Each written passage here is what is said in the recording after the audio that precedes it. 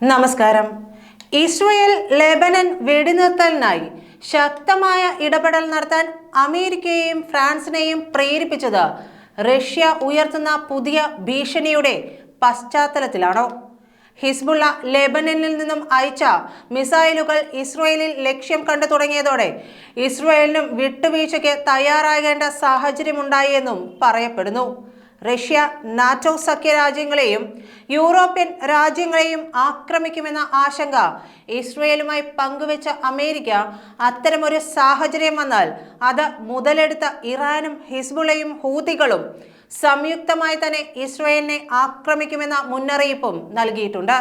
ഇതും ഇസ്രായേലിന്റെ തീരുമാനത്തെ സ്വാധീനിച്ച ഘടകമാണ്. റഷ്യ പുതിയ പോർമുഖം തുറന്നാൽ പഴയതുപോലെ ഇസ്രായേലിലേക്ക് ആയുധങ്ങൾ നൽകാൻ കഴിയില്ലെന്ന നിലപാടാണ് അമേരിക്ക സ്വീകരിച്ചിരിക്കുന്നത്. മാത്രമല്ല, ഇസ്രായേലിന്റെ സുരക്ഷയ്ക്കായി വിന്യസിക്കപ്പെട്ട അമേരിക്കൻ പടക്കപ്പലുകൾക്ക് മറ്റ് സഖ്യകക്ഷികളുടെ സുരക്ഷ കൂടി നോക്കേണ്ട സാഹചര്യമുണ്ടെന്നും American president Joe Biden Israel പ്രധാനമന്ത്രി ബെഞ്ചമിൻ നെതന്യാഹുവിനെ അറിയിച്ചിട്ടുണ്ട്. ഇതോടെയാണ് നെതന്യാഹുവിന്റെ കണക്കുകൂട്ടലുകളെല്ലാം തെറ്റിപ്പോയത്. ബുധനാഴ്ച പ്രാദേശിക സമയം രാവിലെ 4 മണി മുതൽ വെടിനിർത്തൽ പ്രാബല്യത്തിൽ വരുമെന്നാണ് അമേരിക്കൻ പ്രസിഡന്റ് ജോ ബൈഡൻ പ്രഖ്യാപിച്ചിരിക്കുന്നത്. ഇസ്രായേൽ പ്രധാനമന്ത്രി ബെഞ്ചമിൻ നെതന്യാഹുവുമായും ലെബനന്റെ താൽക്കാലിക പ്രധാനമന്ത്രി നജീബ് മിക്കാറ്റിയുമായും ഇതു സംബന്ധമായി സംസാരിച്ചതായും ബൈഡൻ വ്യക്തമാക്കി. ബൈഡന്റെ വെടിനിർത്തൽ പ്രഖ്യാപനത്തിന് പിന്നാലെ ലെബനീസ് തലസ്ഥാനം ലക്ഷ്യമിട്ട് ഇസ്രായേൽ നടത്തിയ ആക്രമണത്തിൽ 24 പേരാണ് കൊല്ലപ്പെട്ടത്. വെടിനിർത്തൽ പ്രാബല്യത്തിൽ വരാൻ മണിക്കൂറുകൾ മാത്രം ശേഷിക്കെ ഇസ്രായേൽ നടത്തിയ ആക്രമണത്തിൽ നിന്നു തന്നെ അവർ വെടിനിർത്തലിന് നിർബന്ധിക്കപ്പെടുകയായിരുന്നു എന്നതിന്റെ വ്യക്തമായ സൂചനയാണ് ലഭിക്കുന്നത്. അതേസമയം വെടിനിർത്തൽ പ്രഖ്യാപനത്തിന് പിന്നാലെ ഇസ്രായേൽ നടത്തിയ ആക്രമണം വലിയ ആശങ്ക ഉണ്ടാക്കിയിട്ടുണ്ട്.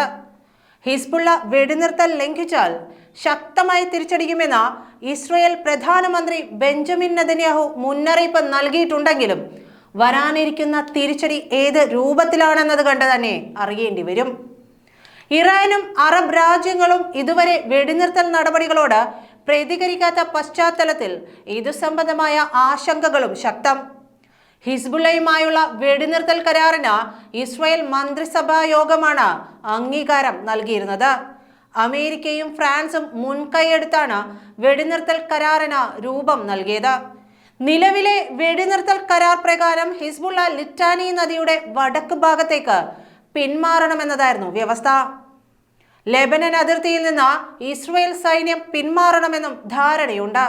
ഈ മേഖലയിൽ ഇസ്രായേൽ ആക്രമണത്തിൽ തകർന്ന പ്രദേശങ്ങൾ അമേരിക്ക തന്നെ പുനർനിർമ്മിക്കാമെന്നതാണ് ജോ ബൈഡൻ നൽകിയിരിക്കുന്ന മറ്റൊരു ഉറപ്പ്. ലെബനൻ സൈന്യം ഇസ്രായേലുമായുള്ള അതിർത്തിക്കടുത്തുള്ള പ്രദേശത്തിന്റെ നിയന്ത്രണം ഏറ്റെടുക്കുന്ന മുറയ്ക്ക് 60 ദിവസത്തിനുള്ളിൽ ഇസ്രായേൽ ഇവിടെ നിന്നും സൈന്യത്തെ പിൻവലിക്കും. ഹിസ്ബുള്ള ഈ മേഖലയിൽ അടിസ്ഥാന സൗകര്യങ്ങൾ പുനർനിർമ്മിക്കുന്നില്ലെന്ന് ഉറപ്പാക്കിക്കൊണ്ടായിരിക്കും പിന്മാറ്റമെന്നാണ് ബൈഡൻ വ്യക്തമാക്കിയിരിക്കുന്നത്. French president Emmanuel Macron X പ്ലാറ്റ്ഫോമിലൂടെയും വെടിനിർത്തൽ കരാർ പങ്കുവച്ചിട്ടുണ്ട്. അമേരിക്കയുടെ സഹകരണത്തോടെ ഇസ്രായേലി ലെബനീസ് അധികാരികളുമായി നിരവധി മാസങ്ങളായി നടത്തിയ ചർച്ചകളുടെ പരിസമാപ്തിയായിരുന്നു ഇതെന്നായിരുന്നു മാക്രോൺ എക്സിൽ കുറിച്ചിരിക്കുന്നത്. ലെബനൻ സർക്കാരുമായി ഇസ്രായേൽ ഉണ്ടാക്കിയ കരാർ ലെബനനിലെ സായുധ വിഭാഗമായ ഹിസ്ബുള്ള എത്രമാത്രം അംഗീകരിക്കുമെന്നതാണ് ലോകം ഇപ്പോൾ ഉറ്റുനോക്കുന്നതും. പൂർണ്ണമായും ഇറാൻ നിയന്ത്രണത്തിലുള്ള ഹിസ്ബുള്ളയും ഹൂതികളും ഇറാനിൽ നിന്നും വരുന്ന നിർദ്ദേശങ്ങൾ പാലിച്ചാണ് മുന്നോട്ട് പോകുന്നത്. അതുകൊണ്ട് തന്നെ ഒരു സാധ്യതയും തള്ളിക്കളയാൻ കഴിയുകയില്ല. പേജർ വോക്കി ടോക്കി സ്ഫോടനത്തിലൂടെ ഇസ്രായേൽ സൈന്യം താറുമാറാക്കിയ ഹിസ്ബുള്ളയുടെ നെറ്റ്വർക്ക് സംവിധാനങ്ങളും ആയുധ സംഭരണവും പഴയ രൂപത്തിലാക്കി കരുത്തുകൂട്ടാൻ വെടിനിർത്തൽ കാലയളവ് ഹിസ്ബുള്ള ഉപയോഗിക്കുമെന്ന സംശയം മുസാദിനുമുണ്ട്. വെടിനിർത്തലിനെതിരെ ഇസ്രായേലിനുള്ളിലും പ്രതിഷേധം വ്യാപകമാണ്. ലെബനന് എതിരായ സൈനിക നടപടി പൂർണ്ണമായും ലക്ഷ്യം കാണാതെ അവസാനിപ്പിക്കേണ്ടി വന്നതിൽ നെതന്യാഹു ഭരണകൂടമാണ് പ്രതിസന്ധിയിലായിരിക്കുന്നത്. അതേസമയം വെടിനിർത്തൽ സംബന്ധിച്ച വ്യത്യസ്ത റിപ്പോർട്ടുകളാണ് അന്താരാഷ്ട്ര മാധ്യമങ്ങളിൽ നിറയുന്നതും.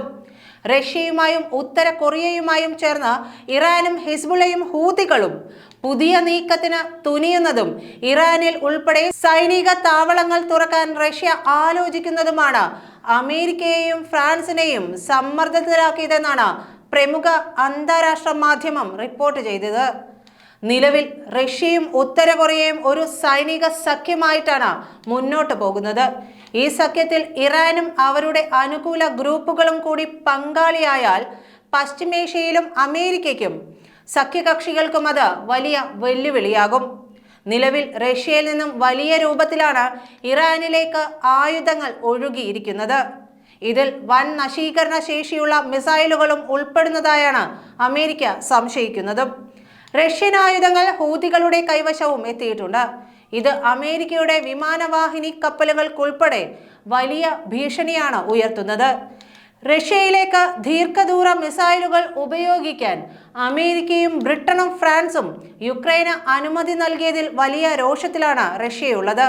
ഇതേ തുടർന്ന് ആണവ നയം മാറ്റിയ റഷ്യ യൂറോപ്യൻ രാജ്യങ്ങളെയും നാറ്റോ രാജ്യങ്ങളെയും ആക്രമിക്കാനുള്ള പദ്ധതിയാണ് തയ്യാറാക്കിക്കൊണ്ടിരിക്കുന്നത്. 42 നാറ്റോ സൈനിക താവളങ്ങൾ ലക്ഷ്യമിട്ട് മിസൈലുകളും റഷ്യ തയ്യാറാക്കി നിർത്തിയിട്ടുണ്ട്. ഇതാദ്യമായി ഭൂഖണ്ഡാന്തര ബാലിസ്റ്റിക് മിസൈൽ ഉപയോഗിച്ച് യുക്രൈനിലേക്ക് ആക്രമണം നടത്തിയ റഷ്യ അമേരിക്കയ്ക്കും സഖ്യകക്ഷികൾക്കും കടുത്ത ഭാഷയിലാണ് മുന്നറിയിപ്പ് നൽകിയത്. ആയിരക്കണക്കിന് കിലോമീറ്റർ സഞ്ചരിച്ച് ആക്രമിക്കാനും ആണവ പോർമുനകൾ വഹിക്കാനും ശേഷിയുള്ള ദീർഘദൂര ആയുധമാണ് ICBM എന്ന ചുരുക്കപ്പേരിൽ അറിയപ്പെടുന്ന ഇന്റർ കോണ്ടിനെന്റൽ ബാലിസ്റ്റിക് മിസൈലുകൾ. ഇവ ആണവ പോർമുനകൾ ഘടിപ്പിച്ച് ലക്ഷ്യം തകർക്കാൻ രൂപകൽപ്പന ചെയ്ത ആയുധമാണ്. ഇപ്പോൾ നടത്തിയത് റിഹേഴ്സൽ മാത്രമാണെന്നാണ് റഷ്യ പറയുന്നത്. ഒരു ആണവ രാഷ്ട്രത്തിന്റെ പങ്കാളിത്തത്തോടെ ഒരു ആണവ ഇതര രാഷ്ട്രം നടത്തുന്ന ആക്രമണത്തെ സംയുക്ത ആക്രമണമായി കണക്കാക്കി തിരിച്ചടിക്കുമെന്നാണ് റഷ്യ പ്രഖ്യാപിച്ചിരിക്കുന്നത്. അതായത് ഇനി പ്രകോപനമുണ്ടായാൽ റഷ്യ ആണവായുധം തന്നെ പ്രയോഗിക്കുമെന്നത് വ്യക്തം.